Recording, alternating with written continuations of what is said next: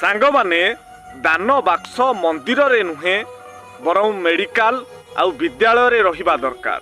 कारण जेबे केही अर्थ अभावरु उपयुक्त चिकित्सा पाई न पारी मेडिकल बेड रे जीवन मरण सह संग्राम करी शेष रे निज जीवन हराई देउथिबो, आउ केही गरीब मेधावी छात्र अर्थ अभावरु उपयुक्त शिक्षा पाइबारे वंचित हेउथिबो, ताहाले एही दानबाक्स रे थिबा टंका सेमानंक कामरे लागि परिबो।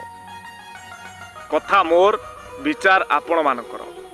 जदि एही कथाटी आपणक मनकु छुई थाए ताहाले निश्चय गोटिए शेयर करिबा पई अनुरोध। शाशुघर हेउछि सेही विद्यालय जेउठारे झियो जेते शिक्षित हुअंतु ना काहींकि से प्रत्येक परीक्षा रे विफल हुअंती।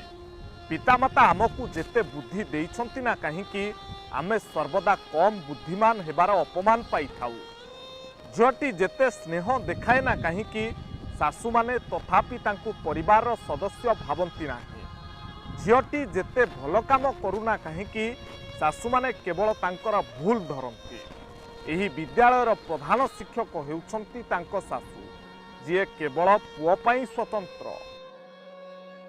सांग माने लेखिबारे भूल हुए तो पेन करि पारे किंतु पेंसिल नुहे, काहींकि ना ता सांगरे ता साथी रबर थाए। सेहीपरि आम सांगरे जे पर्यंत आमर जने सच्चा बंधु थाए से पर्यंत से आमर सबु भूल को क्षमा करी आमको सुधारी आम जीवन को सरस सुंदर करी आम विपद समय साथ दे आम जीवन को आगे नहीं थाए। तेणु सांग माने जीवन रे भल बंधु को केबे हेले हतादर करंतु नाही किंबा तांकु दूरेई दियंतु नाही, कारण आपणक जीवन गढ़िबारे भी प्रमुख भूमिका जने सच्चा बंधुर रही थाए। कथा मोर विचार आपण मानक।